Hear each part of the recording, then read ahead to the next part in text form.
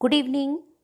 आज मैं आप लोगों को कुछ पढ़ाने नहीं आई हूँ। आज मैं एक छोटी सी जानकारी, क्योंकि हम भारतीय हैं, हमें हर त्योहार के बारे में पता होना चाहिए, आप लोग को देने आई हूँ। तो सुनिएगा कि अक्षय तृतीया किसे कहते हैं, ये क्यों मनाया जाता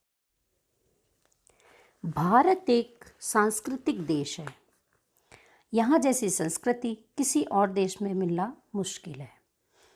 अन्य देशों में सिर्फ त्यौहार मनोरंजन के लिए मनाते हैं, लेकिन हमारे भारत देश में यहाँ की संस्कृति बिल्कुल भिन्न है और हर त्यौहार को बहुत खुशियों से मनाया जाता है।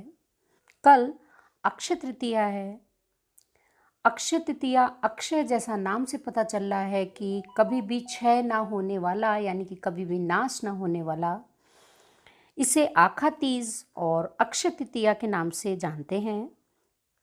यह त्यौहार भारतीय महीने के अनुसार बैसाख में शुक्ल पक्ष की तृतीया को मनाया जाता है। इसकी जितनी मान्यता हिंदुओं में है उतनी ही जैन समुदाय में भी। यह त्यौहार माता लक्ष्मी से भी जुड़ा हुआ है।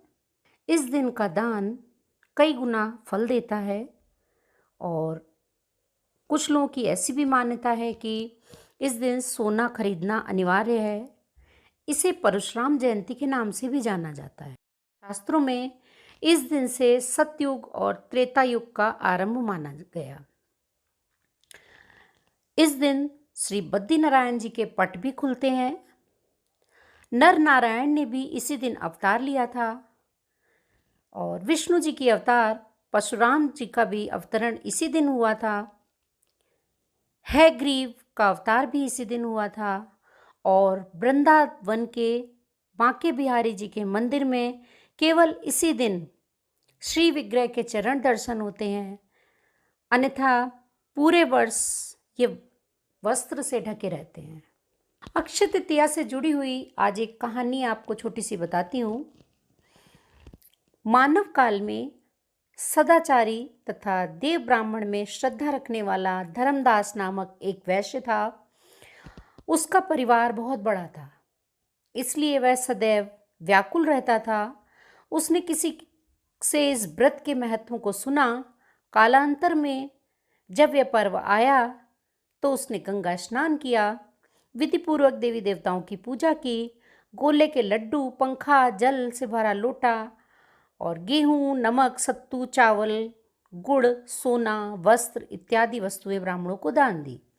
स्त्री के बार बार मना करने पर भी, कुटुंबजनों से चिंतित रहने तथा बुढ़ापे के कारण अनेक रोगों से पीड़ित होने पर भी वह अपने धर्म, कर्म और दान पुण्य से विमुख न हुआ। उसने अपनी पत्नी की भी बात नहीं मानी। यह वैश्य दूसरे जन्म में कुशावती का राजा बना। अक्षय तृतीया के दिन दान के प्रभाव से ही वह बहुत धनी और प्रतापी बना। वैभव संपन्न होने पर भी उसकी बुद्धि कभी धर्म से विचलित नहीं। अक्षय तृतीया बुंदेलखंड में लगभग 12 दिनों तक मनाई जाती है, यानी कि तृतीया से पूर्णिमा तक। इसमें कुंवारी कन्याएं अपने पिता, भाई, गांव, घर सभी के लिए शगुन बांटती हैं। राजस्थान में वर्षा के लिए इसका शगुन माना जाता है और लड़के पतंग उड़ाते हैं। मालवा में इस दिन से कृषि कार्य का आरंभ होता है, इसलिए इस त्यौहार को बहुत खुशी से मनाते हैं। बात और बताऊंगी, इस दिन अपने बड़ों से आशीर्वाद लेना चाहिए। और मैंने आपको पहले भी बताया कि भगवान विष्णु का अवतार भी इसी दिन हुआ था, तो इसे परशुराम जयंती भी बोलते हैं।